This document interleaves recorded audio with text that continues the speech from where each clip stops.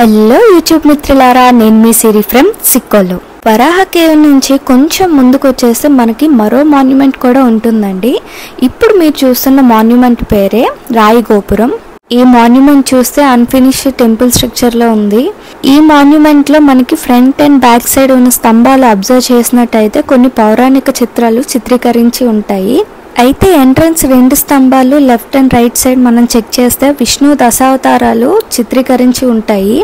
అయితే ఈ దశావతారాలు చెక్కుతున్నప్పుడు ఆర్డర్ తప్పుగా వచ్చినందువల్ల టెంపుల్ ఆపేశారని చాలా మంది అంటూ ఉంటారు.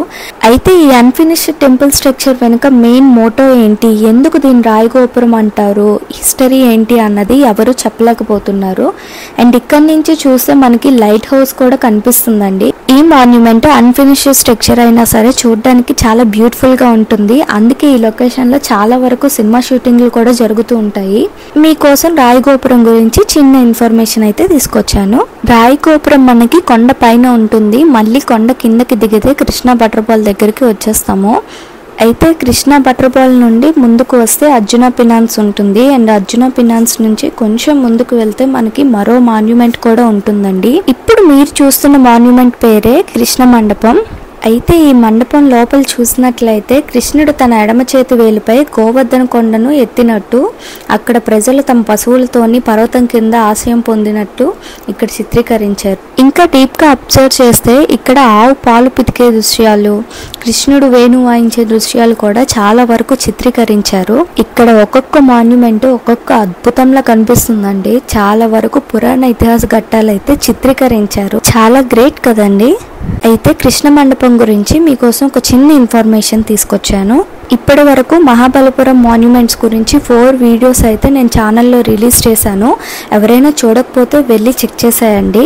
అయితే మహాబలిపురం వెళ్ళినప్పుడు చాలా వరకు కన్ఫ్యూజన్గా ఉంటుంది. అసలు ప్రాసెస్ ఏంటి, మాన్యుమెంట్స్ ఎక్కడెక్కడ ఏ ప్లేస్లో ఉంటాయి అన్నది.